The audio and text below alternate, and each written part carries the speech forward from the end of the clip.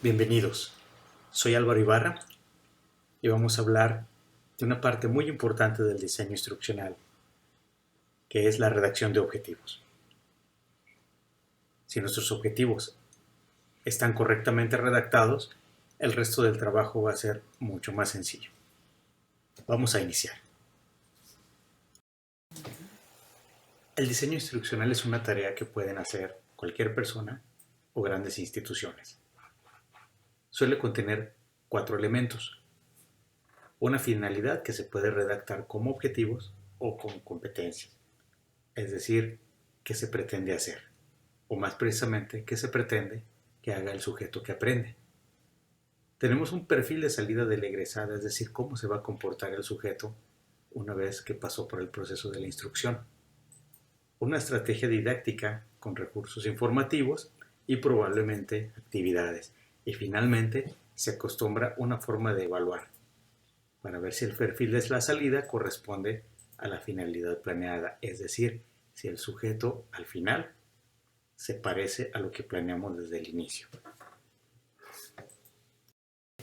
Como dije anteriormente, la instrucción suele iniciar con una finalidad. Puede ser redactada en forma de competencias, es decir, se trata de que el sujeto que aprende sea competente.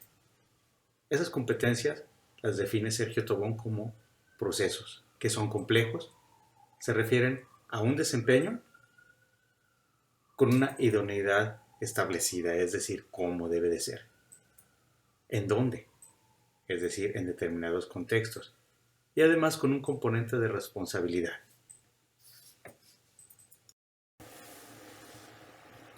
A continuación tenemos la redacción de una competencia para ser analizada a la luz de los elementos que afirma Tobón que deben de contener. En la parte izquierda, la competencia dice planear la vida con base en un proyecto personal para alcanzar la plena autorrealización, teniendo como referencia un diagnóstico de necesidades vitales y valores. El primer componente que señala Tobón es el de proceso, y realmente se trata de un proceso. La planeación de la vida constituye un conjunto de actividades. Tienen como punto de partida un autodiagnóstico y un punto de llegada. Incluye construcción de metas a corto, mediano y largo plazo, que además respondan a las necesidades personales. De tal forma, se puede ver que esa redacción concisa lleva consigo un proceso bastante complejo. A continuación vamos a ver un ejemplo de competencia y sus componentes, según Sergio Tobón. En la parte izquierda, la redacción dice planear la vida con base en un proyecto personal para alcanzar la plena autorrealización, teniendo como referencia un diagnóstico de necesidades vitales y valores. Este tendría que ser un proceso complejo, como de hecho lo es, dado que involucra metas alcanzadas, metas no alcanzadas, necesidades vitales insatisfechas, disponibilidad de recursos, etc. Y además tiene un alto grado de incertidumbre, representado por factores que pueden influir para no alcanzar las metas. El sujeto que ostente esta competencia tiene que tener pues, un sentido de flexibilidad y de adaptación pues complejo. La redacción de la competencia también tiene un criterio de desempeño, que si bien no es fácil verlo en la propia redacción, implica que el sujeto debe realizar un plan para la propia vida con metas a corto, mediano y largo plazo. Además, tiene 3 dimensiones: la afectivo-emocional, que se traduce en el deseo de realización personal y compromiso; la dimensión cognoscitiva, que significa tener conocimiento de un plan de vida de sí mismo y de los tipos de meta; y la última es la dimensión actuacional, es decir, hacer, el manejo de una metodología para planear la vida. El siguiente componente es la idoneidad, es decir cómo debe de hacerlo. Los criterios para esta competencia son que realice el plan de vida especificando las metas, los recursos y la manera de alcanzarla. Además, debe incluir la construcción del plan de vida con base en un autodiagnóstico exhaustivo. Finalmente, demuestra compromiso por su realización personal. Estos serían los criterios que habría que evaluar según las evidencias de quien está aprendiendo. Las competencias, además de hablar de conocimientos y de habilidades, tienen el componente de el lugar donde deben de ser desplegadas. En este caso, para la del ejemplo, nos dice la vida de la persona en relación con valores, pautas y demandas sociales. ¿Dónde lo va a desempeñar? En la familia, con su pareja, con sus amigos y en el entorno de trabajo. La definición de competencias, además de incluir el saber y el hacer, tiene un fuerte componente de actitudes y valores, en este caso la responsabilidad. Para la competencia del ejemplo, en el plan de vida, tiene que incluir que en la elaboración busque no hacerse daño a sí mismo ni a otras personas. Y también deben establecerse mecanismos para compensar una meta por otra, de tal forma que esto no afecte la realización personal.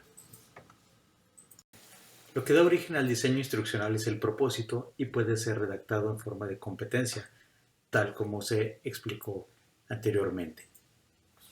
Otra forma de hacerlo es por objetivos.